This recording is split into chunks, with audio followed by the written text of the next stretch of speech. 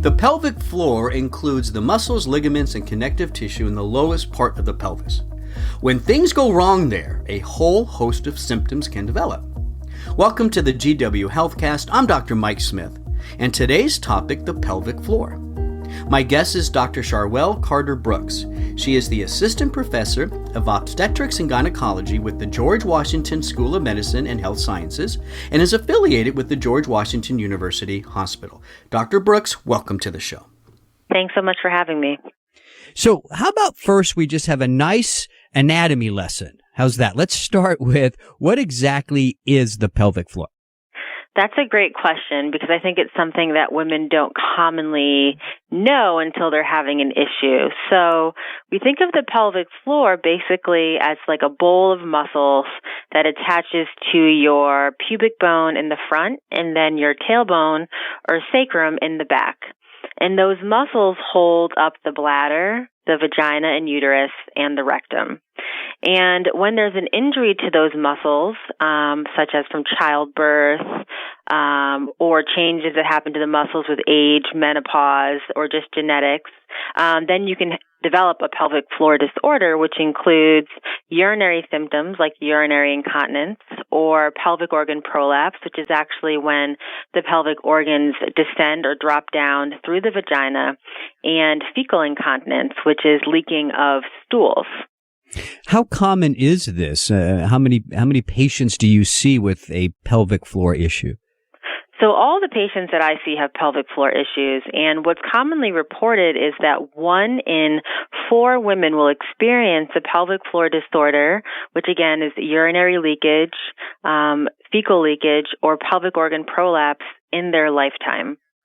And that number actually is increased in women who have had children, or women who are obese, or women who've had family members that actually have that issue as well.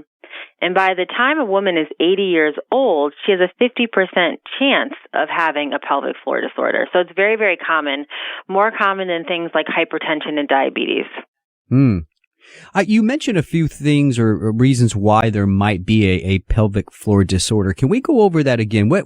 Who's at risk for this type of condition, and why is that?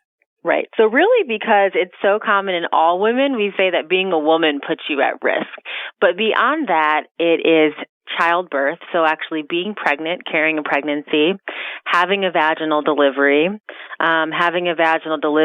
where you use forceps or a vacuum also increases that risk. Your genetic makeup, so your family members, your mother, your aunt, your grandmother, if they've had issues with their pelvic floor, then you are more at risk. If you have a connective tissue disorder like Ehlers-Danlos, you can also be at risk. Obesity, smoking, because those affect the tissue and the muscle strength. And then actually going through menopause, so no longer making estrogen anymore, weakens the pelvic floor as well. So you mentioned that you only see women, with pelvic floor conditions. So tell us a little bit about your role and your specialty when it comes to this type of condition. That's really a great question because I think a lot of women don't know that there are physicians who specialize in these conditions that they can see. And so my approach is to have whatever woman comes in with any complaint is to make sure we assess bladder symptoms, vaginal symptoms, and rectum symptoms. And we really have a multidisciplinary approach here at GW. I work with urologists and colorectal surgeons, gastroenterologists, pelvic floor physical therapists, and general OBGYNs to provide the most comprehensive care for the patient and making sure that we're addressing all issues and not just one issue. And I think that makes us unique here. And so most of the patients that you do see, are they being referred from their primary care physician, or can patients reach out to your clinic directly? So both happen. Many patients are referred from their primary care or their OBGYN because they have those symptoms that are brought up during an annual exam for a physical or for a pelvic exam. But patients can also directly come in to see me and don't need a referral if they're having any of those symptoms. I also get referrals from the pelvic floor physical therapist as well if patients have done physical therapy and are not seeing the improvement that they desire. I would love for you to walk us through a typical workup. When you see a patient, what kind of tests can she expect to undergo to be diagnosed correctly? And then what are some of the treatment options? Great. So that will vary kind of based on what the patient's presenting symptoms are. But let's say somebody comes in that reports they're leaking urine or having urinary incontinence. So really a large part of what we'll do is talk about your symptoms, when you're leaking, how often you're leaking, what you're using. Are you using pads? Are you using incontinence diapers? What you're drinking, how often you're going to the bathroom, medications, past medical history. So a very thorough history of what's been going on. And then we always perform a pelvic exam, which is kind of a standard pelvic exam that women will have with a gynecologist. But we look for things like pelvic organ prolapse, changes in the vagina from not making enough, not having enough estrogen, which is called atrophy. We would want to measure after urination the amount of urine that's left in the bladder to make sure that you're not holding on to too much urine. And then we also measure the prolapse if there is any. And so that's kind of a standard exam that we'll do in the office. And depending on symptoms from that point, and what we find, if we see leaking on the examination, then we'd move forward to talk about treatment options. If we don't see any leaking, sometimes we have to move forward with special testing called urodynamics, which is basically where we fill the bladder with water very slowly and ask the woman about sensation, what she's feeling, to cough, bear down, so we can try to see the leaking as well, and that gives us more information.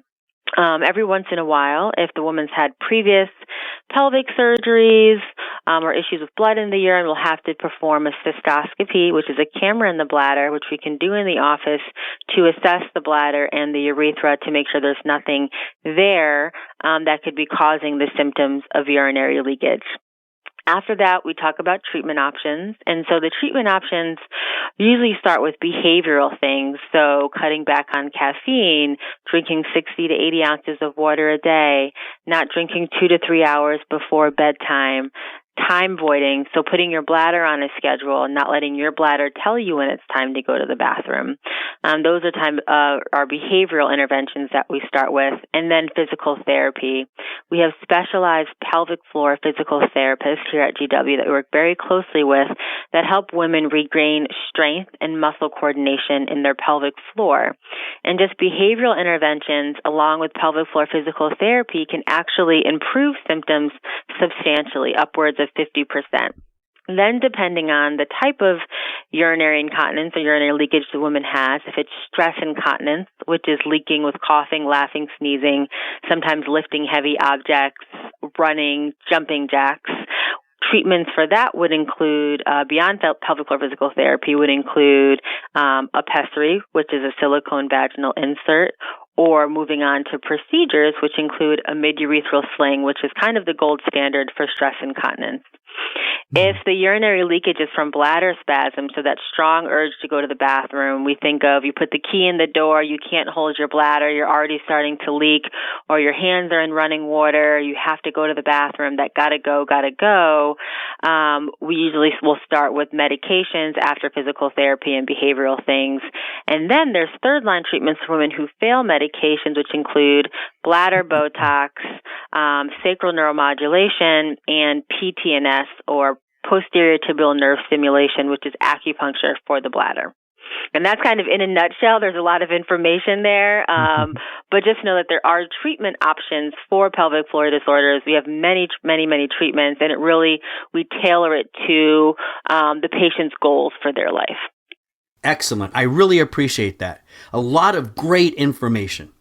You're listening to the GW Healthcast. Please visit gwdocs.com to get connected with Dr. Brooks or another provider, or call 1-888-4GW-DOCS to schedule an in-person or virtual appointment. I'm Dr. Mike Smith. Thanks for listening.